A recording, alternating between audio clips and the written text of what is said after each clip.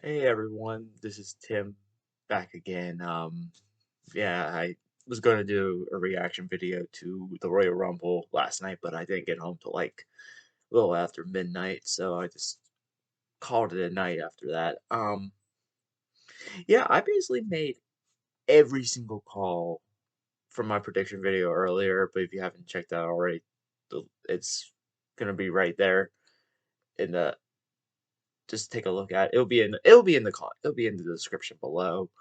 Um Yeah, I basically call it every match, and but I didn't get right the ending. I got the match right, the predicted match right, but I didn't get the. I didn't. I predicted what I predicted was wrong, and let's just go back forth. So let's start with the men's Royal Rumble. Um, few surprises I didn't understand. That I didn't understand. Like Booker T, maybe yes, because it's in San Antonio. Um, and then there is his home state. But the one I was surprised was Logan Paul. The man tore his ACL at Clash of the Castle, and he's back already. He's competing in the Royal Rumble. He made a nice spot. Nice. Um, he had a nice spot with Ricochet, both clothesline going off the top the middle rope. Both of them did, and I was shocked. But let's talk. Cody Rhodes ends up winning the match. Predictable. Okay. But I did not predict Gunther going all the way to the end. That was by far the hit. That makes you wonder. Like Vince was never impressed by him, but yet Triple H sees the potential. He's the great. He's having a good run with the Intercontinental title. I think he can go into Mania as Intercontinental Champion, and let's see where it goes. I honestly I see him being the next Royal Rumble winner. I see him maybe getting a titles opportunity down the future. Um, whether Cody Rhodes or Roman Reigns is champion, I see Gunther being a potential uh challenger for the title and maybe a placeholder. Have the title in his grasp one day.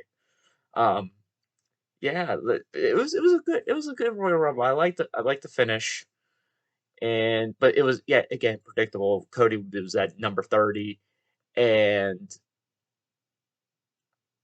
um, let's get to the Pitch Black Mountain Dew Pitch Black match between Bray Wyatt and LA Knight.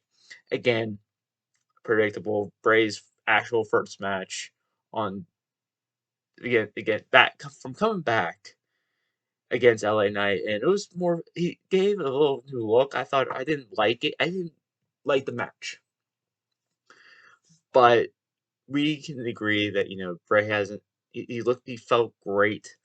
He looked like he felt comfortable being in wrestling again. But I'm glad it was long storytelling. Then let's just put him into a match right away, and it was great to see. It really was.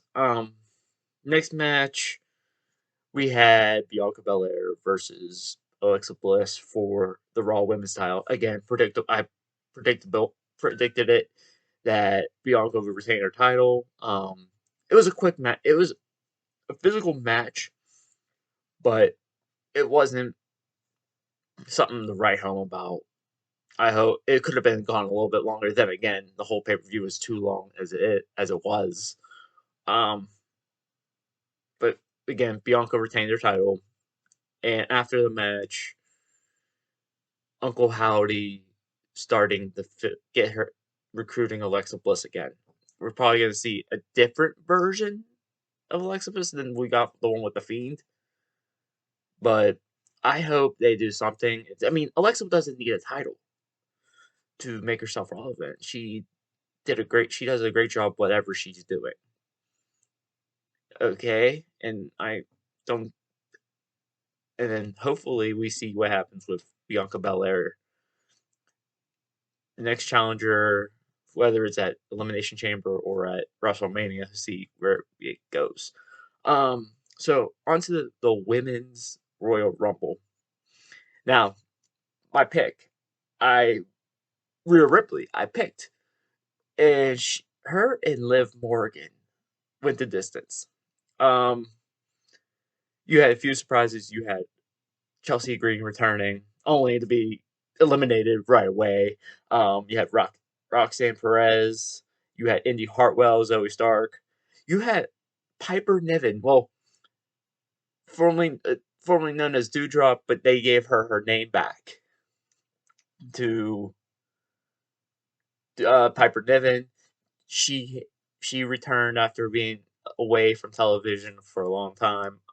So, um, you know, I knew it was Rhea Ripley who was going to win, and I see honestly her she did a great job. I know she after taking an attack from Beth Phoenix earlier in the men's Royal Rumble match, she took a spear, but she went all the distance, and again predictable. But let's talk about Liv Morgan. She did a wonderful job in this match. Same with Raquel Rodriguez that I honestly thought was going to be the winner. I was worried for a minute. I'm like, here we go. Raquel's going to win. But she did not win. Beginning, totally forgot. Nia Jax came back. Yeah. You had to bring her back. I can't believe it. um, they totally botched the entrance. I think that was kind of like a jab at her. Um, because she's not that good. But anyways, Liv Morgan definitely deserves another title shot. I think she's gotten better. Let's talk about Asuka. She returned, but with her alter ego from back when she was back in Japan. I want to say Kana. I want to say that's what I want to say is what the name was, but I'm not 100% sure. Um, if you want to correct me, just leave a comment. Please correct me because I don't know how to pronounce it. Um, but I like it. I want to see where this goes because if this seems like she can probably face Bayley, her either help Becky Lynch with Bayley and damage control, or totally go on her own and go on a tear after WrestleMania, or feud with somebody because I want to see where this character goes. I'm really really excited. On to the final match. See, this is where I predicted wrong in my prediction video. Um, so I said it was a great match. It short match. Um, because you had to have that stupid concert. By the way, they need to stop doing that. Doing musical performances. Maybe only WrestleMania, but that made. Mm-mm. That's the only reason why it ended so late on the East Coast. It was like midnight. I'm like, oh, come on, let's go, pick up the pace here. Um, but anyways, Roman Reigns won. He beat Kevin Owens. Um, basically, so after the match, because I thought it was gonna be Sami Zayn doing some shady shit, and what happened was Sami Zayn told Kevin Owens, sorry, to stay down, but Kevin didn't listen. So Roman Reigns speared him, and then speared him on the outside of the ring, and then push him in the ring and do another Superman punch, and then 1, 2, 3. But after the match, Roman Reigns wanted Sami to hit Kevin Owens with the chair, and then after they attacked him and handcuffed him to the ropes, Sami hesitated, but then Roman turned his back. Then Sami just basically turned on Roman Reigns right then and there. Everyone from the Bloodline was stunned. Jimmy basically attacked Sami Zayn after that, and so Solo Sikoa. But the only person who didn't attack him was main event Jey Uso. Yeah, Jey Uso turned his back on the Bloodline, which I'm surprised after that. Yeah, I don't know where this goes from here. What's going to happen with the Usos? With their tag, I see them maybe losing both titles at Mania, or maybe one of them, like the Raw tag team titles. I see them losing at Mania. It depends on how they do this tournament that they did on Friday, how they finish it, how if they do one on at the Elimination Chamber, or they wait till Mania and split the titles, and they do double nights. So overall, it was predictable show. It was way too predictable. Don't know else how to say it, and I'm not upset, but gotta become less predictable with it. I mean, I've seen on Twitter people say, "Oh, well, I'm not watching WWE anymore because it's too predictable."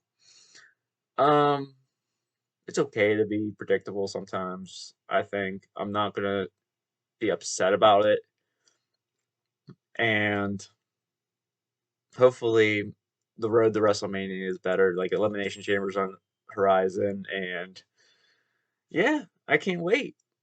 I can't wait for Mania now with Cody Rhodes and Rhea Ripley. Well, oh, before I forget, leave your comments below. I have a question, and leave your comments in the below for this. What do you think Rhea Ripley should do? Should she face Bianca Belair at WrestleMania for the title, or should she go get her redemption from her WrestleMania loss during the COVID era against Charlotte Flair when she took the NXT title away from her? But should she go for the SmackDown title? I think she should go for SmackDown title, honestly. I've people say to me, "No, why would you do that? You're basically it's a no win-win situation because Charlotte will play politics." But I feel like Rhea Ripley should get a redemption against Charlotte. She can be a Grand Slam champion if she goes against Charlotte. But then again, who do you put in against Bianca Belair at WrestleMania? That's the question. Like I said, leave in the comments in the below if you want. Um, yeah, that's about it.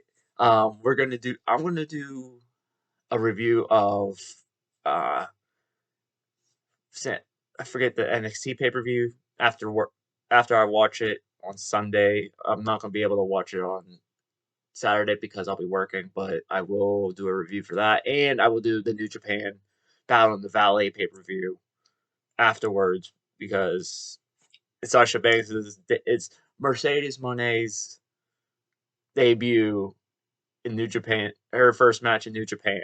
So I'll see you guys then. Until then, I'll be out.